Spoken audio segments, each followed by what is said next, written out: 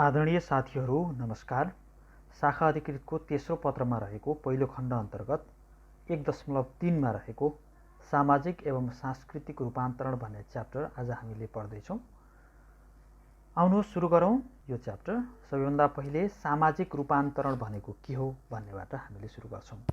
सामाजिक संरचना, सामाजिक मान्यता, सामाजिक सम्बन्ध तथा सामाजिक संगठनको स्वरूपमा आउने परिवर्तनलाई सामाजिक रूपान्तरण भनिन्छ भन्ने एउटा सरल परिभाषा रहेको छ।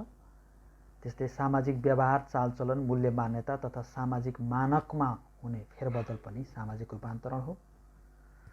सामाजिक रूपान्तरण एउटा गतिशील प्रक्रिया हो। यो गुणात्मक परिवर्तन हो र रूपान्तरणको गति सुधारको गतिभन्दा तीव्र हुन्छ। त्यसकारण सामाजिक रूपान्तरण एउटा गुणात्मक परिवर्तन हो पनि भन्न सकिन्छ। यसलाई सामाजिक रूपान्तरणको परिभाषा यति भएपछि पुग्ला। त्यसपछि सामाजिक रूपान्तरणका क्षेत्र के हुन्छन् त भन्ने बारेमा पनि हामीले जान्नुपर्ने हुन्छ। सामाजिक रूपान्तरणका क्षेत्रहरूमा सामाजिक संरचनामा आउने परिवर्तन, सामाजिक व्यवहारमा आउने रूपान्तरण, सामाजिक प्राथमिकतामा आउने रूपान्तरण, सामाजिक रहन सहनमा हुने रूपान्तरण, सामाजिक सम्बन्धमा हुने रूपान्तरण, सामाजिक व्यवसायमा हुने रूपान्तरण, सामाजिक क्षमतामा हुने रूपान्तरण गरी यी क्षेत्रहरू चाहिँ सामाजिक रूपान्तरणका क्षेत्रहरू हुन्। यी क्षेत्रहरूमा आउने समग्र रूपान्तरण नै सामाजिक रूपान्तरण हो भनिन्छ। सामाजिक संरचनामा कस्तो खालको रूपान्तरण आउँछ त? यो जुन वर्ण व्यवस्थामा आधारित भर्टिकल सोसाइटी जुन छ त्यसबाट उक्त सोसाइटी चाहिँ होरिजन्टल सोसाइटीमा रूपान्तरण हुन्छ।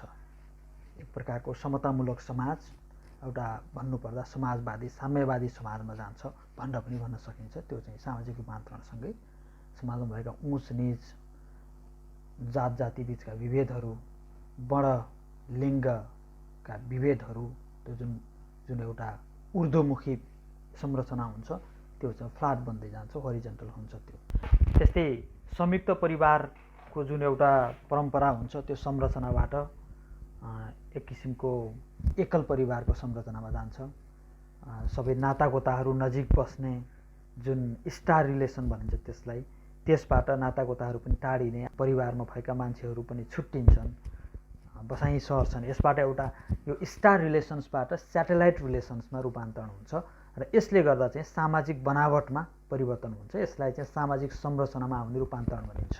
त्यसपछि सामाजिक व्यवहारमा पनि रूपान्तरण हुनु पर्यो सामाजिक रूपान्तरणको निम्ति। त्यसका निम्ति छोराछोरी बीचमा विभेद जुन थियो भने त्यो हट्छ, जातीय तथा साम्प्रदायिक विभेदहरू पनि हट्छन्, छुवाछुत, बोक्सी, छाउपडी, कमलरी, हलिया जस्ता कुप्रथाहरू निर्मूल हुन्छन्। जुन पहिलेका मानिसहरू छन् उनको पनि उत्थान हुन्छ र एक प्रकारको समानतामा आधारित सामाजिक व्यवहारहरू मुखरित बन्दै जान्छन्।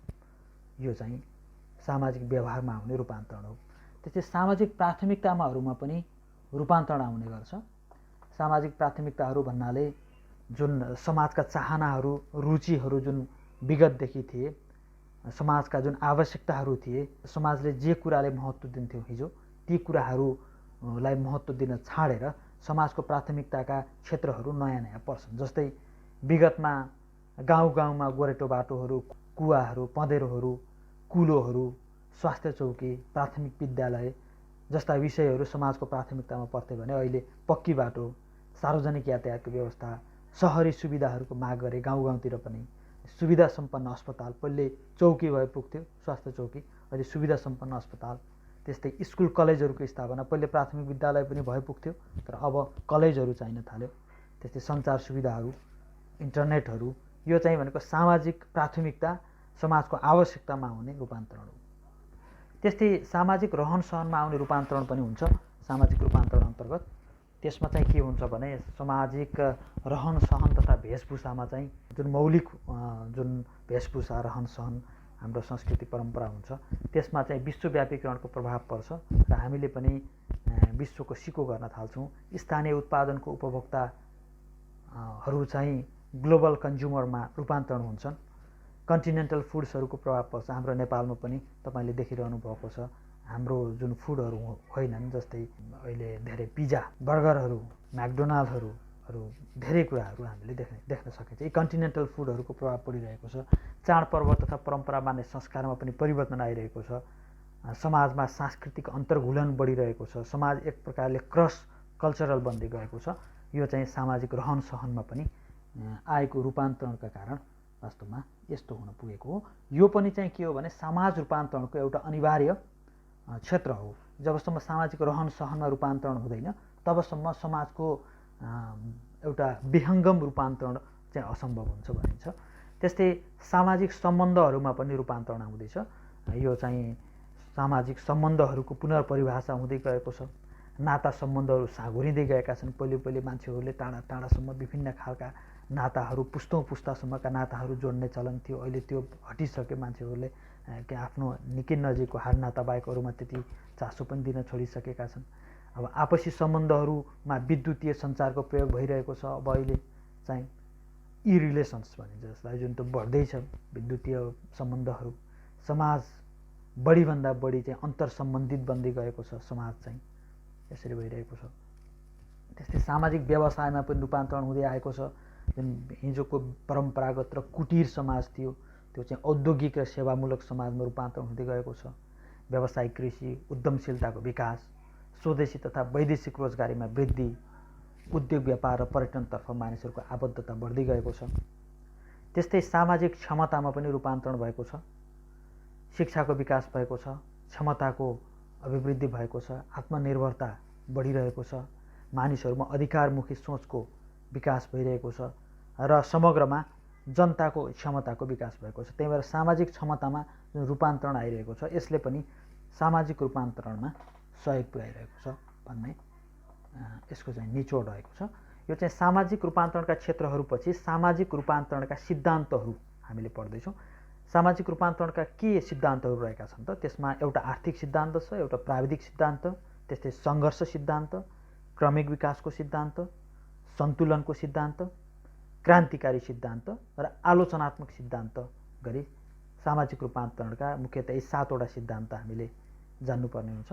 त्यसमा आर्थिक सिद्धान्तले के भन्छ भने आर्थिक संरचना र प्रणालीमा आउने परिवर्तनले सिङ्गो समाज र सामाजिक अवस्थामा परिवर्तन ल्याउँदछ भन्छ। यसले चाहिँ जुन आर्थिक संरचना हुन्छ, समाजको अर्थतन्त्रको संरचना हुन्छ, त्यसमा रूपान्तरण हुँदै जाँदाखेरि समाजै पूर्ण रूपमा रूपान्तरण हुन्छ भनेर चाहिँ भन्छ। त्यस्तै प्राविधिक सिद्धान्तले चाहिँ प्रविधिको विकास, प्रयोग तथा हस्तान्तरणबाट सामाजिक रूपान्तरण हुन्छ भन्छ। त्यो पनि एक अर्थमा हो। अहिले जुन सूचना प्रविधिको विकास भइरहेको छ त्यसले समाजलाई एक चरणबाट अर्को चरणमा रूपान्तरण गरिसकेको छ। त्यस्तै अर्को सङ्घर्ष सिद्धान्त छ। त्यसले के भन्छ भने समाजका विभिन्न पक्ष तथा वर्गहरू बीच हुने सङ्घर्षले चाहिँ समाजलाई यथास्थितिबाट रूपान्तरणको दिशामा लैजान्छ भन्छ। यो कार्ल मार्क्सको सिद्धान्त हो। त्यस्तै क्रमिक विकासको सिद्धान्तले चाहिँ समाज चाहिँ निरन्तर रूपमा चरणबद्ध तरिकाले रूपान्तरण हुन्छ। यो भनेको कुनै रिभोल्युसनरी प्रक्रिया होइन, यो भनेको चरण बाई चरणमा हुने काम हो भन्नु भन्छ। अर्को जुन सन्तुलनको सिद्धान्त छ, त्यो सन्तुलनको सिद्धान्तले चाहिँ समाजको कुनै एक अङ्ग वा तत्त्वको भूमिका, कार्य वा क्षमतामा परिवर्तन हुँदा अर्को अङ्ग वा तत्त्वको भूमिका, कार्य र क्षमतामा पनि परिवर्तन हुन्छ र यसले गर्दा चाहिँ रूपान्तरण हुन्छ भन्छ। समाजको एक अङ्ग, समाजको एक पक्षमा जब रूपान्तरण हुन्छ त्यसले अर्को पक्षमा पनि रूपान्तरणको निम्ति बाध्य पुर्याउँछ। जस्तै समाजको आर्थिक क्षमतामा जब रूपान्तरण हुन्छ तब समाजमा विहङ्गम शैक्षिक अवस्थामा परिवर्तन आउँछ, उनीहरूको सांस्कृतिक अवस्थामा परिवर्तन आउँछ, क्षमतामा पनि परिवर्तन आउँछ। अब मान्छेहरू बिच जुन वर्गीय विभेद थियो त्यो पनि अन्त्य हुन थाल्छ। यसले गर्दा चाहिँ पूर्ण रूपमा चाहिँ समाज एक प्रकारको रूपान्तरणको दिशामा जान्छ। यसलाई चाहिँ सन्तुलनको सिद्धान्त भनिन्छ। त्यस्तै क्रान्तिकारी सिद्धान्तले चाहिँ हिंसात्मक वा अहिंसात्मक क्रान्तिबाट मात्रै समाज रूपान्तरण हुन्छ भन्छ।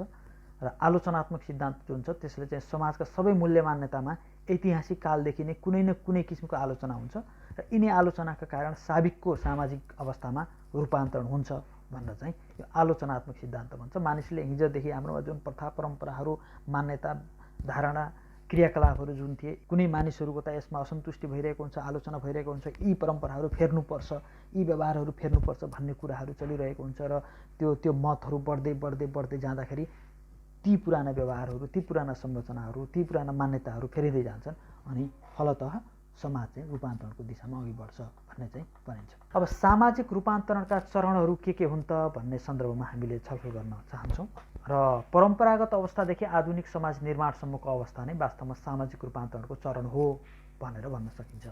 परम्परागत अवस्थामा कस्तो समाज थियो र अहिले कस्तो समाज छ अथवा हामीले कस्तो समाजको आदर्श समाजको कल्पना गर्छौँ, रूपान्तरित समाज, त्यसलाई नै हामीले चाहिँ समाज रूपान्तरणको चरण भन्न सकिन्छ। त्यसमा पहिलो चाहिँ स्वार्थ प्रेरित अथवा अहम्तावादी समाज। यो समाजले के गर्छ भने आफ्नो मात्र हित संरक्षण गर्छ, अरूको अस्तित्व स्वीकार्दैन। समाजबीच अस्तित्वका लागि सङ्घर्ष हुने खालको समाज हुन्छ यो स्वार्थ प्रेरित समाजमा। त्यस्तै द्वैत जातिगत समाजमा समाजहरूबीच केही विभेद विद्यमान हुन्छ। कुनै समाज एडभान्स छ त कुनै कमजोर छ, अवसर र पहुँचमा असमानता हुन्छ। यो यस्तो खालको समाजमा यो एक प्रकारको विभेदयुक्त समाज, जातिगत समाज पनि। तर यो स्वार्थ प्रेरित र अहम्तावादी समाजभन्दा केही राम्रो समाज हो भनेर भनिन्छ।